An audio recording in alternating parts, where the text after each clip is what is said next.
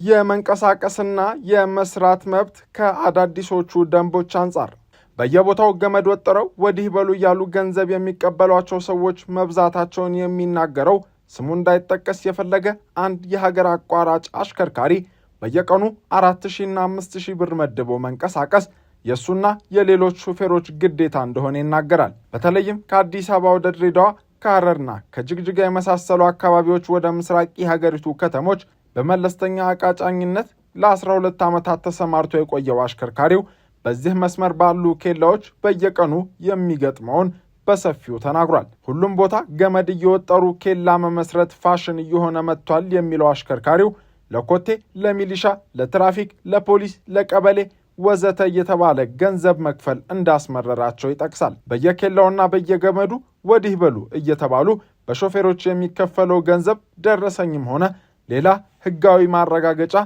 እንደማይሰጥበትም አሽከርካሪው ይናገራል።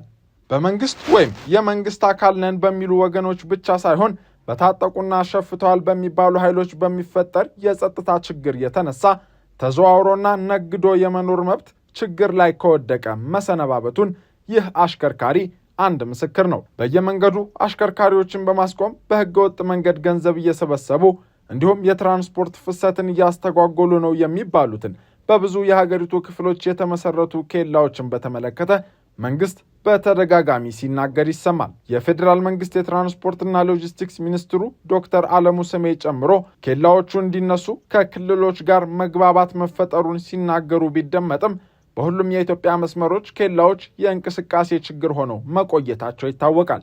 የኬላዎች መብዛትና የጸጥታ ችግሮቹ ደግሞ ኢትዮጵያውያን በዜግነታቸው ብቻ ሊያገኙት የሚገባን ህገ መንግስታዊ መብት የሚጻረር መሆኑ በሰፊው ይነሳል። በኢትዮጵያ ተንቀሳቅሶ መነገድ፣ መስራትና በፈለጉት ቦታ መኖር ካልተቻለ አንድ ሰው ራሱን ኢትዮጵያዊ ነኝ ብሎ እንዴት መግለጽ ይችላል ሲሉም በዚሁ ጉዳይ ላይ ሐሳባቸውን የሚያቀርቡ አካላት ይሞግታሉ።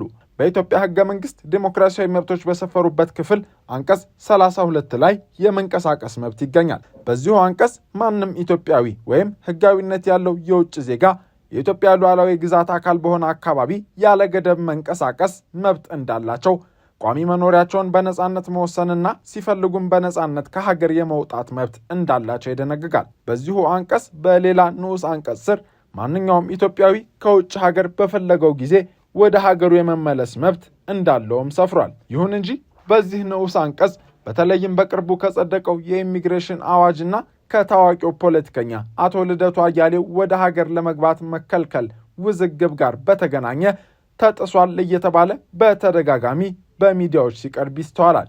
ይሁን እንጂ ይህ በፈለጉ ጊዜ ከሀገር ወጥቶ ወደ ሀገር የመግባት መብትም ሆነ በተለያዩ አካባቢዎች ያለ ገደብ የመንቀሳቀስና የመኖር እንዲሁም የመስራት ነጻነት በኢትዮጵያ ህገ መንግስታዊ ድንጋጌ የሆነ መብት ነው። በአንቀጽ 40 በሰፈረው የንብረት ማፍራት መብት ስር የሚገኙ ድንጋጌዎች እንዲሁም በአንቀጽ 41 ስር በኢኮኖሚያዊ ማህበራዊና ባህላዊ መብቶች ስር ያሉ ድንጋጌዎችም የዜጎች ተንቀሳቅሶ ሰርቶና ለፍቶ የመኖር መብት ህገ መንግስታዊ ከለላ የተሰጣቸው መሆኑን በተለያዩ አገላለጽ ይዘዋል።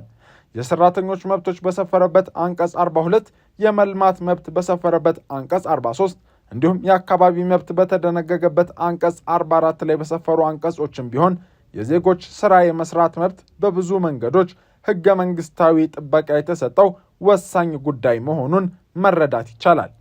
ይሁን እንጂ ከቅርብ ጊዜ ወዲህ በሀገሪቱ የተፈጠረው የጸጥታ እጦትና አለመረጋጋት ችግር እንዲሁም በተለያዩ ክልሎችና በፌዴራል መንግስቱ ጭምር የሚወጡ አዳዲስ ህጎችና አሰራሮች እነዚህን ህገ መንግስታዊ መብቶች የሚጋፉ ስለመሆናቸው ይገለጻል። ለውጭ ኢንቨስተሮች ቀርቶ ከጅግጅጋ አዲስ አበባ ተንቀሳቅሰው ለሚነግዱ ዜጎቿ የማትሆን ሀገርን የኢንቨስትመንት መዳረሻ ምርጫው የሚያደርግ ኢንቨስተር ከየትም እንደማይመጣ በሰፊው መነጋገሪያ ነው።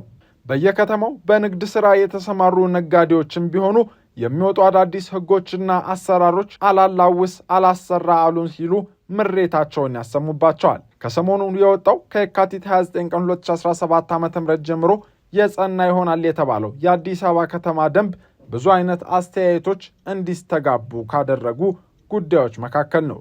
መደበኛ ያልሆነ የጎዳና ንግድን ስርዓት ለማስያዝ ተብሎ በአዲስ አበባ ከተማ አስተዳደር የጸደቀው ደንብ በከተማዋ የሚታየውን የጎዳና ንግድ ህጋዊ መስመር ያስይዛል ተብሏል። ያም ቢሆን ደንቡ በተለይ የጎዳና ንግድ ላይ መሰማራት የሚችሉት የከተማዋ ነዋሪዎች ብቻ ናቸው የሚል አንቀጽ መያዙ ከፍተኛ መነጋገሪያ ሆኗል።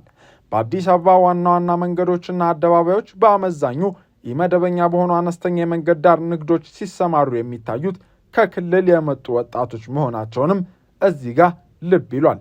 በእነዚህ አነስተኛ ንግድ ላይ የተሰማሩ ሰዎች ይፋዊ በሆኑ የመንግስት መረጃዎች ወደ 20 ሺህ ገደማ ይሆናሉ ቢባልም ይህንን ዘርፍ የእንጀራ ገመዳቸው ያደረጉ ዜጎች ቁጥር በከተማዋ በጥንቃቄ ቢጣራ ከዚህ በእጅጉ እንደሚልቅ ይገመታል።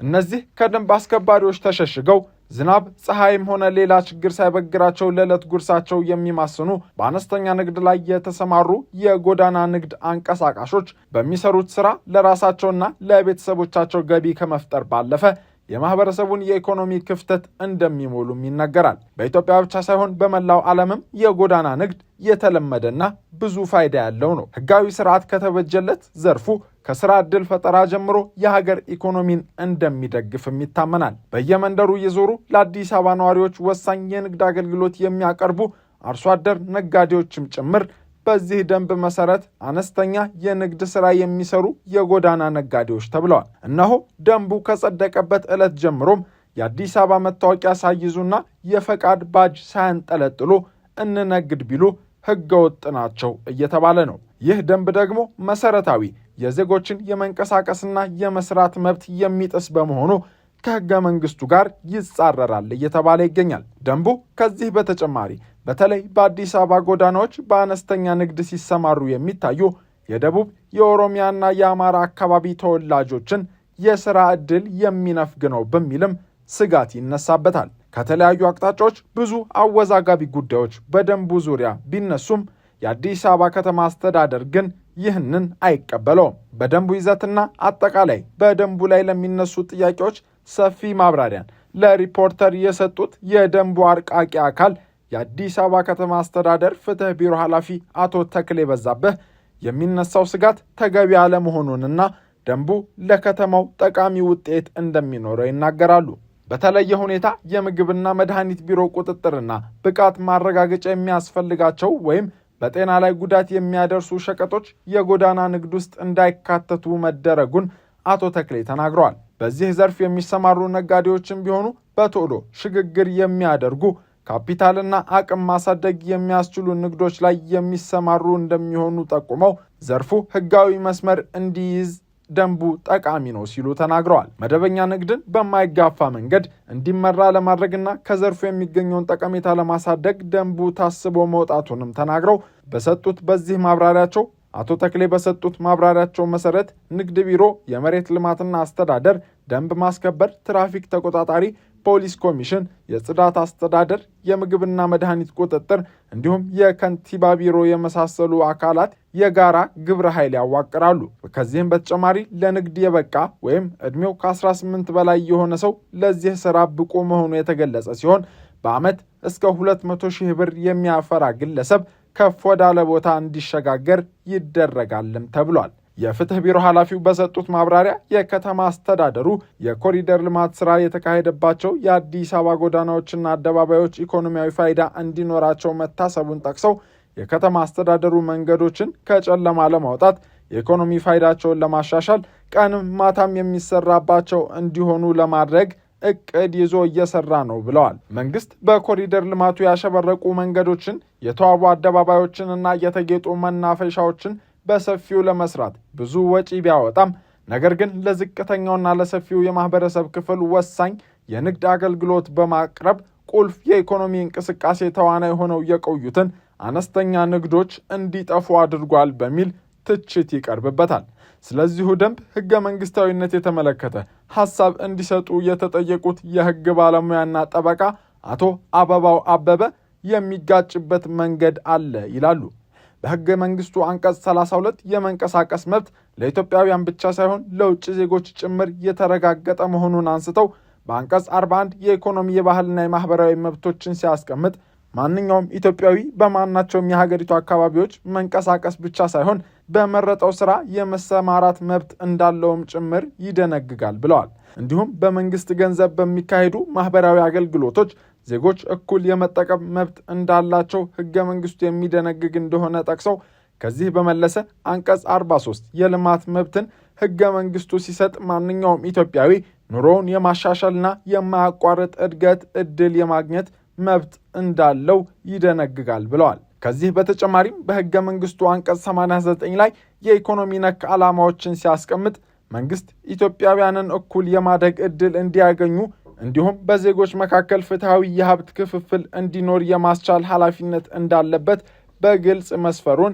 የህግ ባለሙያው ያስረዳሉ። አዲሱ ደንብ በጎዳና ላይ ለመነገድ የአዲስ አበባ መታወቂያ ሊኖር ይገባል ይላል ያሉት የህግ ባለሙያው፣ ሆኖም አዲስ አበባ ሁሉም ከየአቅጣጫው የሚመጣባት ከሌሎች አካባቢዎች የተሻለ የስራ ዕድል የሚገኝባት በህዝብ ብዛት የምትጨናነቅ ከተማ በመሆኗ እስካሁን በነበረው ሁኔታ አንድ ቤት ውስጥ ለ50 ሰው መታወቂያ ሲወጣ ይታይ ነበር።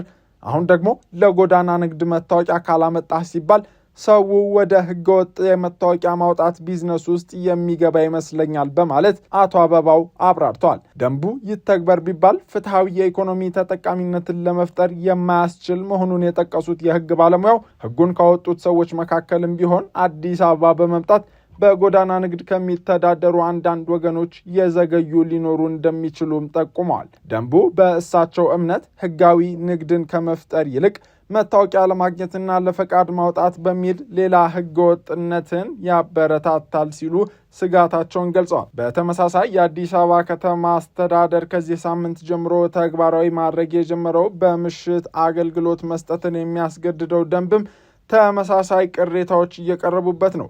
የአዲስ አበባ ከተማ ከዚህ ሳምንት ጀምሮ በግል ስራ የተሰማሩ ቀጣሪና ተቀጣሪ የሆኑ ዜጎች ስምምነታቸው በድምፅም ሆነ በውል ባልሰጡበት ሁኔታ ከፍላጎታቸው ውጪ አምሽተው እንዲሰሩ የሚያዝ ደንብ አውጥቷል ሲሉ የምጣኔ ሀብት ባለሙያ የሆኑት አቶ ሙሼ ሰሙ በማህበራዊ ትስስር ገጻቸው ይህንን ደንብ በተመለከተ አስፍረዋል።